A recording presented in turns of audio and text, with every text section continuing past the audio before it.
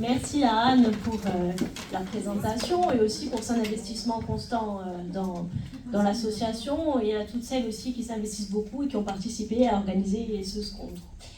Merci à nos invités, évidemment. Merci à vous d'être présents. Alors, donc, comme Anne l'a dit, c'est la seconde édition du Scontre Flamenco. L'année dernière, on avait donc déjà fait une conférence où on s'interrogeait sur l'identité méditerranéenne. Est-ce qu'il y a une identité méditerranéenne? C'est pas forcément évident. Et est-ce qu'elle serait de nature à relier nos arts, flamenco et chant corse? Est-ce que l'identité, l'histoire pouvaient être source de liens? Alors, je ne parlerai pas d'histoire, José nous en parlera peut-être un petit peu. L'année dernière, on avait découvert, on le savait, qu'il y avait des spécificités dans nos arts, mais on s'est découvert aussi des points communs, des codes communs, et qui avaient abouti à des moments d'improvisation très beaux entre le chanteur flamenco et nos chanteuses corses de l'année dernière. Cette année, donc, le chanteur flamenco n'est pas là, mais l'improvisation est la bienvenue, fortement recommandée par Anne même, donc si vous voulez, la porte est ouverte. L'année dernière également, nous nous étions découverts un lien, une sensualité commune. Alors, une sensualité commune à tous ceux qui vivent en Méditerranée, qui ont en partage le soleil de Méditerranée. Alors, je le dirai avec des mots qui ne sont pas les miens, ceux d'Albert Camus. La Méditerranée, c'est cela, cette odeur ou ce parfum qu'il est inutile d'exprimer. Nous le sentons tous avec notre peau. Alors, ce parfum, évidemment, c'est la chaleur, le ciel, la végétation, la lumière, la sensation de la mer sur notre peau, l'odeur de la mer, de l'iode quand on est dans la rue. Tout ça, c'est des sensations qu'on a tous en commun, les Méditerranéens, qu'on appréhende avec nos sens et qui s'inscrivent dans notre corps. Un rapport en fait charnel à la Méditerranée qui crée une culture commune. Alors il ne s'agit pas de nier nos différences, on en avait parlé assez longuement l'année dernière à la conférence. Évidemment, il y a des peuples très différents sur les rives de la Méditerranée et nos cultures flamenco et corse sont différentes aussi. Mais quand même, comment la Méditerranée, comment ce rapport à la sensualité méditerranéenne pourrait ne pas influencer nos arts? Comment pourrait-elle ne pas transparaître dans nos arts? Je citerai un autre poète ayant lui aussi des origines corses, Paul Valéry, à propos de la Méditerranée et de la Corse. La Corse, c'est de la sur-Méditerranée. C'est le lieu géométrique où se rencontrent la finesse et la transparence de la lumière de l'Attique et l'espèce de cruauté et de violence qu'a celle de l'Italie, de l'Espagne et de l'Afrique. La Corse les résume à elle seule et les harmonise. Voilà son rôle et sa mission dans la Méditerranée. Alors, que dire de plus après ces mots magnifiques sur notre île? Est-ce que la Corse réussira à harmoniser nos arts? On verra. En tout cas, la Méditerranée, parce qu'elle a de charnel, d'hypnotique, infuse inévitablement l'art des Méditerranéens, on l'a vu donc avec les auteurs que j'ai cités. Je voudrais citer un artiste d'un autre art, Angeletch, spécialiste de l'image animée spécialement, originaire du Cap Corse aussi, à propos d'une de ses œuvres, une œuvre très connue, La Mer. Voici ce qu'il dit donc à propos de son œuvre et de la mer, ou mar, je précise. La mer se réinvente tout le temps, c'est la frontière. On passe de la mer à la terre et il y a cette frontière blanche qui ondule complètement tout le temps. Cette écume, cet espace blanc, c'est l'espace de la création. C'est la page blanche de l'écrivain, c'est la feuille blanche du peintre. Alors, est-ce que ce sera aussi l'espace de création dans nos arts? Est-ce que la Méditerranée inspire, la mer inspire nos arts? Peut-être que c'est pas évident, nos artistes pourront y répondre. Avant cela, je voudrais faire une incursion vers un autre art dont Béatrice pourra nous reparler peut-être. La peinture. Ce n'est pas un univers totalement inconnu pour vous. Alors moi, j'en parle vraiment en tant qu'observatrice, je ne suis pas du tout spécialiste de la peinture, mais quelques peintres, enfin beaucoup de peintres, notamment corses, sont fortement et ont été fortement inspirés par la Méditerranée. Parmi beaucoup d'autres, on peut citer Tony Casalonga, qui a récemment sorti un ouvrage. Un peu plus tôt dans le temps, je pense à Dominique Frassati, dont l'œuvre se situe entre le Maghreb et la Corse.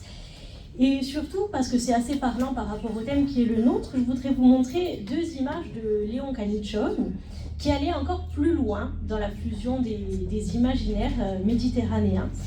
On le voit à sa manière de peindre le marché de Bastia. Donc j'ai deux images que je vais vous montrer et vous faire passer. Et en fait, sur ces images, le marché de Bastia, il y a clairement une influence de l'Afrique du Nord sur le marché de Bastia. Donc on est vraiment dans un imaginaire commun. Et on pourrait parler, comme Valérie, à ce moment-là, de sur-Méditerranée à propos de ses œuvres, parce qu'il y a vraiment fusion entre des imaginaires qui ne sont pas les mêmes et qui ici se rejoignent. Quelle année ça? L'année de la peinture. Léon Canincione est décédé en 1957. Voilà, donc c'est cette période-là. Donc ces deux dessins sont intitulés Sur le marché de Bastia. Pardon. Alors, je pense aussi au Bastier José Lorenzi, qui est décédé il n'y a pas longtemps, et donc vous devez connaître les œuvres, parce qu'il a une galerie sur le boulevard, enfin, entre autres, évidemment, c'est connu. Au moment de son décès, le journal Corse Matin en parlait avec ces mots. Donc, il parlait de ses œuvres avec ces mots. Des toiles peintes au couteau, des paysages de Corse et de Provence qu'il considérait comme le reflet de son paysage intérieur. Des collines, des marines, des voiliers, mais aussi des ruelles, des édifices iconiques de Bastia, comme l'église Saint-Jean. Alors les mots que je retiens, moi, c'est son paysage intérieur. Ces mots, ils expriment exactement, en fait, ce dont on parle aujourd'hui, c'est-à-dire l'expression, au-delà de toute démarche intellectuelle dans l'art, de ce qu'on a au fond de soi, de ce qui nous inspire, de nos émotions, de notre sensibilité, de notre paysage intérieur. Et qui s'exprime parfois sans qu'on le conscientise, parfois malgré nous, mais dont on a besoin. Dont on a besoin dans la vie et dans l'art. Et là, je citerai une célèbre danseuse flamenca, Sarah Barras, qui dit à ce propos-là, j'ai eu peur de ne pas ressentir, la peur de n'avoir soudain rien à dire, de le faire mécaniquement, ceci fait très peur. C'est comme si tu n'as rien à raconter, rien qui te plaît, l'apathie fait peur. Ce doit être affreux de ne rien avoir qui te fasse rire ou pleurer.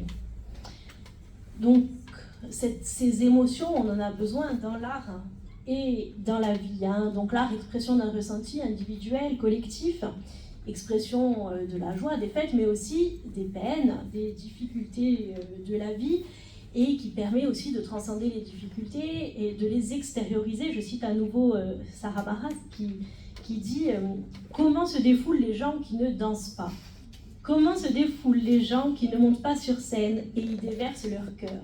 Ils déversent leur cœur, vraiment c'est cette âme qu'on va déverser dans nos arts.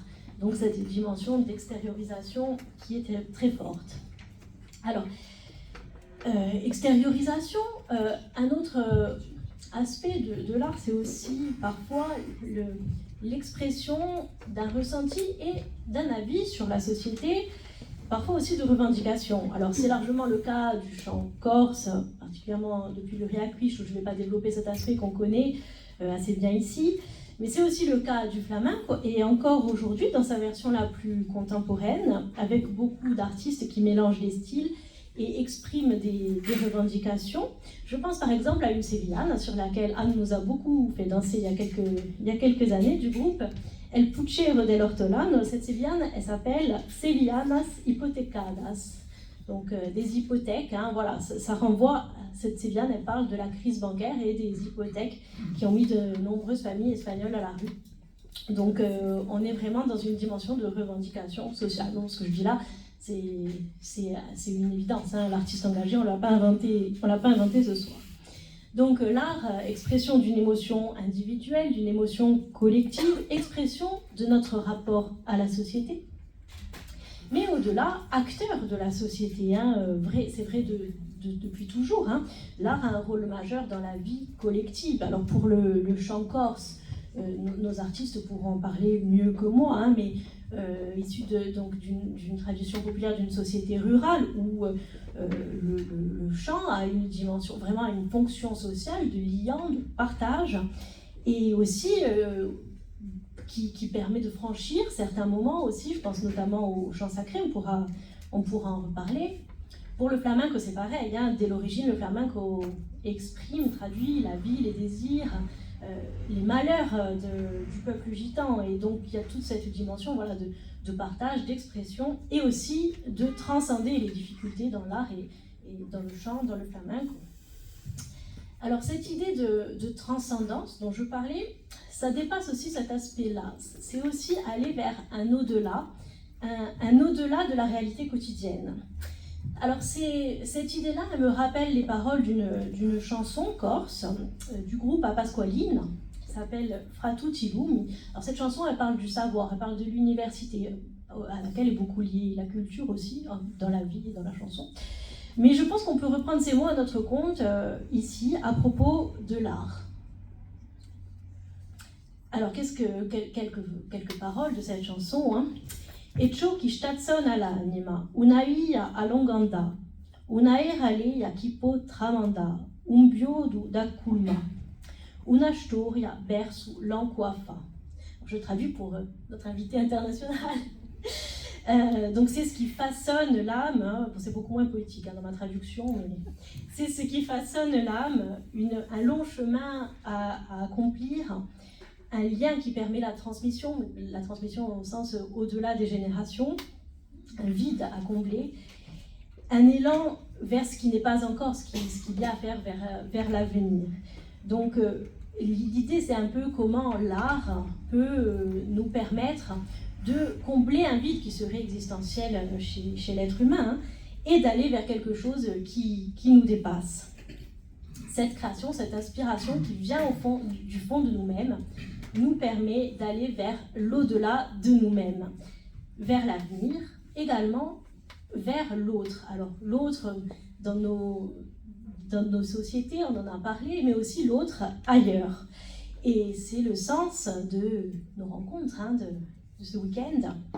Alors en préparant cette conférence avec nos invités, j'ai notamment discuté avec Patricia Paul, qui a eu des mots très beaux qui m'ont beaucoup plu, que je voudrais vous citer, qui expriment vraiment bien l'idée dont on parle, à propos donc des rencontres entre artistes de langues différentes. On ne se comprend pas forcément par la langue, vous disiez, hein, mais l'art parle au sens, il s'agit d'un autre langage, d'une rencontre de sensibilité. Voilà, cette idée de rencontre de sensibilité, elle est très belle et elle traduit vraiment ce que je veux exprimer ce soir. Elle nous rapproche aussi d'une notion que Béatrice abordera tout à l'heure, le duende, et je n'en dis pas plus. Alors cette rencontre de sensibilité, elle forge nos arts, comme la culture méditerranéenne est forgée par les échanges. Alors ce thème des échanges, c'est le dernier point que je voudrais aborder dans cette conférence introductive, et ensuite l'aborder avec nos invités, hein. Donc les échanges en Corse, c'est un thème qui inspire beaucoup dans l'art, hein. Alors le fait de franchir la mer nécessaire, hein, en Corse, le thème de l'exil a été beaucoup travaillé, beaucoup source de création. Là aussi, l'exil, plutôt la douleur aussi du départ, hein. Là encore, l'art permet de transcender, d'exprimer la souffrance. Mais il y a un aspect beaucoup plus joyeux aussi, c'est la volonté d'aller vers l'autre. Et à ce propos, je citerai quelqu'un qu'on ne présente plus, hein, le poète et romancier Giacomo Busina. Dans la revue Rigir, en 1976, il a ces mots: Come non c'è peggio che di pensare soli e soletti in usoganto, ci affaccheremo a bede ciò che si fage in altro. Donc, comme il n'y a rien de pire que de penser seul dans son coin, on ira voir ce qui se fait ailleurs. Et cette notion d'échange dans nos arts, elle est essentielle dans le flamenco. Je laisserai Mathilde développer cette question-là, mais le flamenco, c'est vrai que c'est un peu le symbole de l'Andalousie, mais on le trouve partout dans le monde aujourd'hui, et c'est aussi issu de cette culture du voyage, du voyage des de la culture gitane. Et donc, il y a beaucoup d'influences de culture en lien avec l'Andalousie et les voyages les déplacements des gitans, notamment, donc culture gitane, juive, arabe, mais également d'autres provenances. Donc Mathilde pourra nous en parler et de son rapport à cette culture particulière aussi. Dans le chant corse, je ne développerai pas non plus, nos artistes pourront parler de leur expérience de l'échange, je pense qu'elle est très importante pour eux. Alors, ces échanges nourrissent la création, nourrissent nos arts, nourrissent nos identités, qui ne sont pas immobiles, mais du coup ouvertes et qui sont source d'imaginaire mouvant et ouvert. Alors, l'identité nourrit la création, c'était un peu notre thème, hein, mais la création et les échanges construisent aussi une identité ouverte et évolutive. On va de l'ici à l'ailleurs, hein. Les cultures singulières, comme la nôtre, participent à l'universel, et d'ailleurs, le flamenco comme les polyphonies corses sont inscrits au patrimoine immatériel de l'UNESCO, donc un chemin vers l'universel. Et aujourd'hui, petit clin d'œil à l'université, le chemin inverse est également parcouru puisque l'UNESCO vient à nous avec une chaire à l'Université de Corse labellisée UNESCO. Donc l'universel vient aussi à la Corse. Alors quelques mots pour conclure sur ce thème de l'identité, source de création. Hein, donc l'identité construit l'universel, ce que je viens de dire, à travers les échanges, à travers aussi les singularités, hein, qui nourrissent des arts différents, et ça peut-être que Mathilde pourra nous en parler. Les styles de flamenco sont différents en fonction aussi des différentes régions d'où ils viennent. Hein. Donc voilà pour ce petit tour d'horizon. On aurait pu dire beaucoup d'autres choses, hein, mais cette exploration de l'identité individuelle et collective dans la création. Alors on va passer à la partie débat, et du coup sur ce thème-là, je voudrais entendre le point de vue de nos invités. Alors on va laisser l'honneur à notre invitée extérieure, Mathilde. Et donc sur ce thème de la culture flamenco, de cette culture faite des voyages, si vous pouvez nous parler un peu de cette culture, un peu plus que je l'ai fait moi, et de comment vous inscrivez aussi dans cette culture-là, en tant que française, donc pas en tant qu'andalouse. Voilà.